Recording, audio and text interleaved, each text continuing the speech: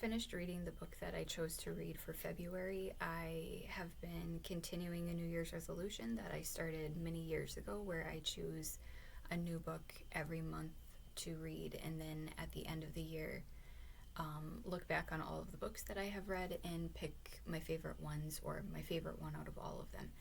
And I thought that I would just share as I go along. I always like hearing, what people read, and maybe getting some ideas of what I would like to read myself. And so I thought that I would just, as I go throughout the books that I read, talk a little bit about them and share them in case somebody might want to read one of them or some of them.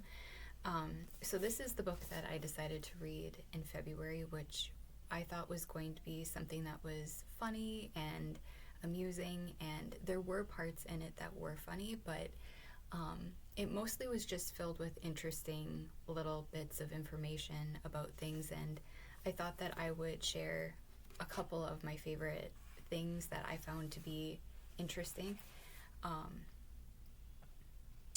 There are different sections that are kind of talking about different, I guess, parts of history. There is one in here on sports, which I really didn't get into. I'm really not a big sports person. I played sports when I was younger, but I am not somebody that watches sports or really gets into it. So if you're somebody that does, maybe that would be interesting to you. But there was a lot in here that I found interesting, but I just marked a couple of them just to share. This one is the divorce in 1152 of Eleanor, Queen of France. The reason for the divorce: when Louis had returned from the Crusades, Eleanor objected to him having shaved off his beard, which she thought made him look ugly.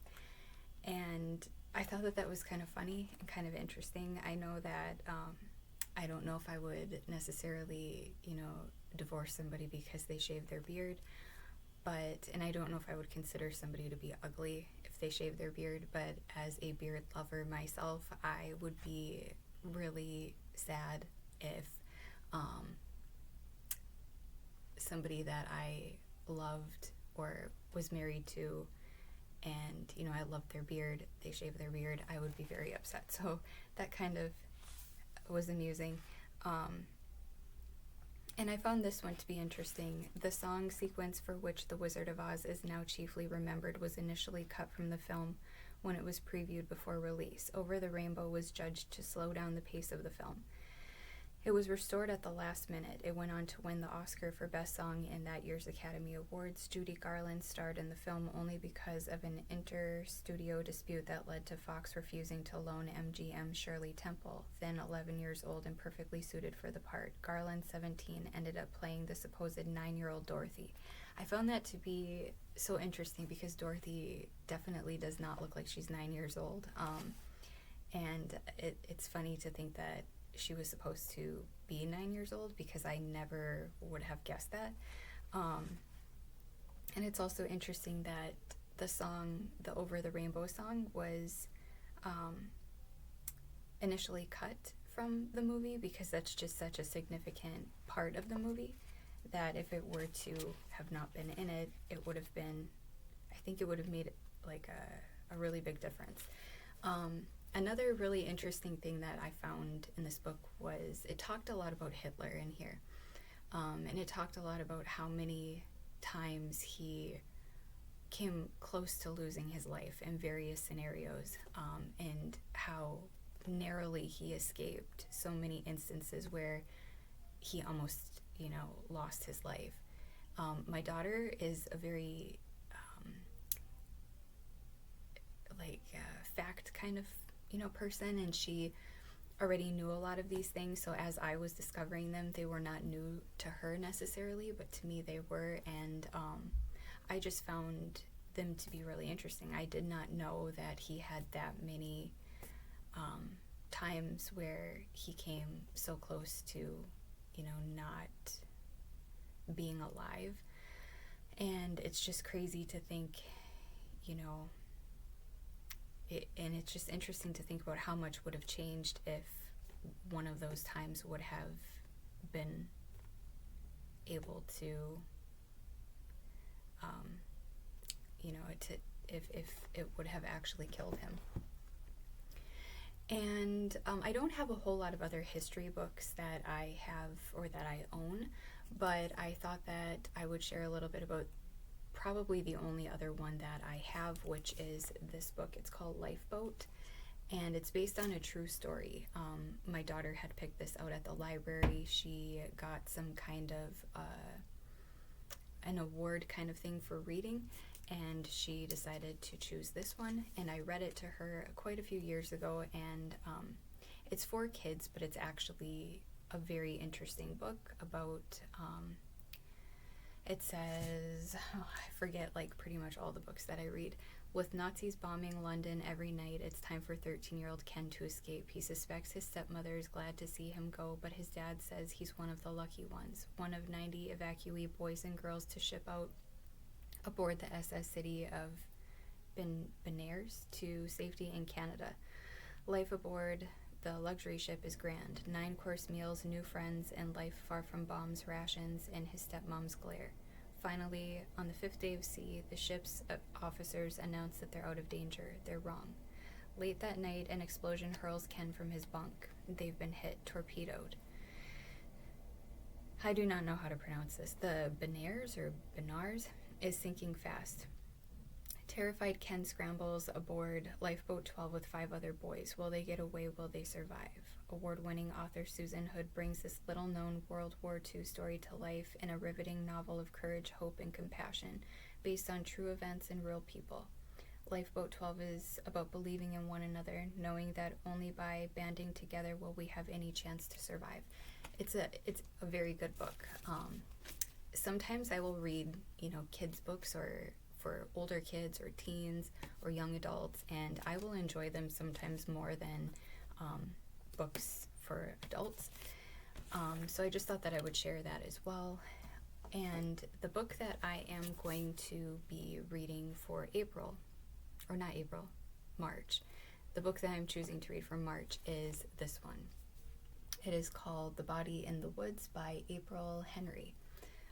My daughter had picked this one out at the bookstore, I think back in September, and she didn't end up reading it, and so I figured I would read it to her. It looks like a really good book, and I will just read the description here. Alexis, Nick, and Ruby come from very different backgrounds. Alexis has spent her life covering for her mom's mental illness. Nick's bravado hides his fear of not being good enough, and Ruby just wants to pursue her eccentric interests in a world that doesn't understand her. The 3 teens meet when they join Portland County Search and Rescue.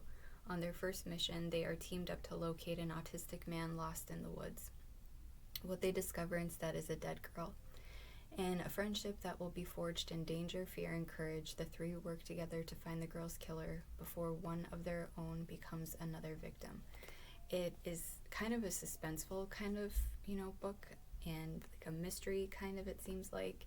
I like some of the aspects of this, which, one of the girls is covering for her mom's mental illness. There is an autistic boy that seems to be lost. It just seems like there's a lot of good, details to this book. So I think that we both are going to enjoy this, and I will just kind of give a review afterwards as to how I think it is and, if it's good or not. And then I thought that I would share some of my favorites as well that I've read in the past that were for kids, not really kids, but like older kids. And these 2 books made me cry when I read them, and I thought that I would share them. This one is called The Brave by James Bird. This made me cry quite a bit. Colin can't help himself. He has a unique condition that leads him to count every letter spoken to him. It's a quirk that makes him a prime target for bullies and a continual frustration to the adults around him, including his father. When Colin is asked to leave yet another school, his dad decides to send him to live in Minnesota with a mother he's never met. She is Ojibwe and lives on a reservation. Colin arrives in Duluth with his loyal dog, Seven, and quickly finds his mom in his new home to be warm, welcoming, and accepting of his condition. Colin's quirk is matched by that of his neighbor, Orenda, a girl who lives mostly in a treehouse and believes she is turning into a butterfly. With Orenda's help, Colin works hard to overcome his challenges. His real tests come when he must step up for his new friend and trust his new family. And without giving too much of this book away, the girl that he ends up meeting has some kind of a condition, like a chronic illness, but it's a terminal condition. I want to say it's ALS or something similar to that. The end of this book is just, I remember crying over it. And then this one is Wolf Hollow by Lauren Wolk, I think her name is. And this is another one that made me cry.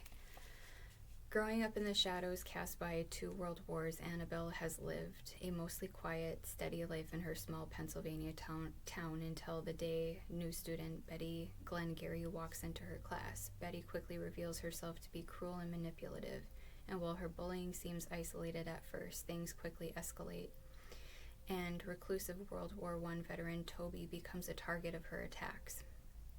While others have always seen Toby's strangeness, Annabelle knows only kindness. Soon she will need to find the courage to stand as a lone voice of justice as tensions mount. Brilliantly crafted, Wolf Hollow is a haunting tale of America at a crossroads and time when one girl's resilience and strength help to illuminate the darkest corners of our history. Again, this one was just very moving and made me cry. So if anybody is looking for a good book, sometimes, like I said, these are just like a breath of fresh air. I feel like sometimes they are just really deep, really moving books for older kids, but really for adults as well.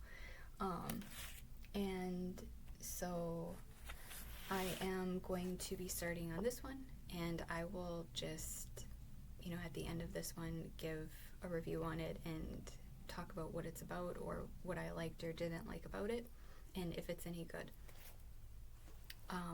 And that is it for this one.